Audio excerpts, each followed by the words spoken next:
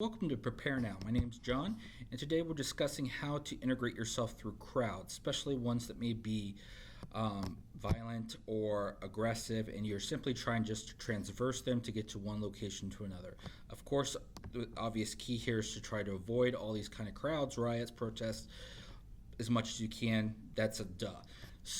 But through this lesson, I will show some pointers that will help you feel a little bit more safer, also camouflage yourself in a way to go through these crowds without people picking up on that you are not necessarily there for the event.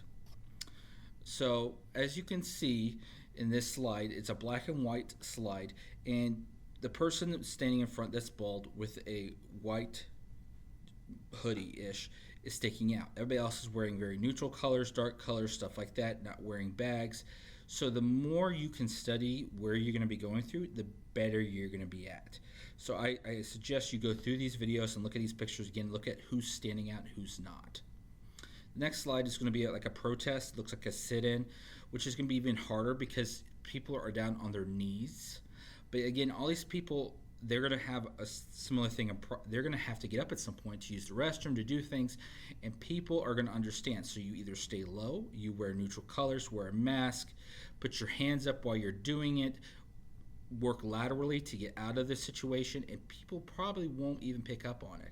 They may suggest it, say, I have to use the restroom really bad. No one's going to say a word. So you have to play the part.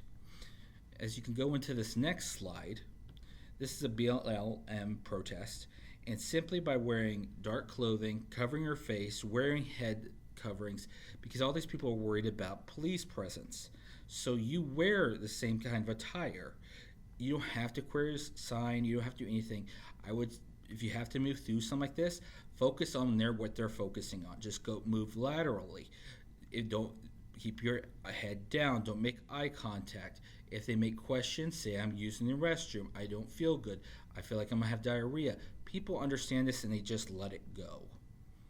Next, this is from Middle Eastern area. This is kind of an obvious one, but you need to remember that when you're dealing with places, especially outside this country or urban areas, race, social economics, it has to do with clothing and other objects, need to be considered. If you're the only person that is Caucasian in an all-black crowd or vice versa, you're going to stand out. It's not racial. That's just what the culture is in that area. So be very careful when you're working in a crowd that you may, just by your own skin color, sadly, be very obvious that you shouldn't be there. Next, you see in this one that it's the opposite. A person that is wearing business clothes, not looking around, not having a fun time is going to stick out like a sore thumb. So this is about studying what crowd you're going through. So you better have a very colorful shirt. You better be acting, even singing to yourself, playing around. They don't care. You act like you're drunk and walking through this crowd, you would not be even picked up at all. And this one is a very simple urban setting, so wearing normal business attires, a polo shirt, a nice dress, and looking like you're constantly busy, staring down at a phone even though your eyes are up, you will be able to walk through these crowds and no one's going to even pay attention to you. So it's about playing the part, playing the culture, playing the situation.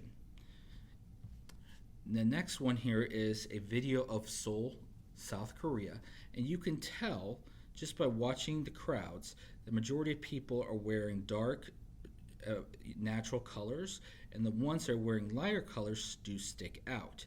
So you need to be subtle with your clothing options. This is Iran. Now, you have to pay attention also to the religion, especially if it has to do with certain clothing. Here, men, not so big a deal, but women would definitely need to be wearing the appropriate garb. In this picture, this is in Liverpool. You can see also just how you walk can be picked up on. Humans are notorious for picking up on pattern changes. If you're walking too fast, if you're looking erratic, this is what cops are trained on. So I want you to look through this video, replay it over, and which person does not stand out. A lot of times working in groups works really well. If you have bags or a purpose, people won't pay attention.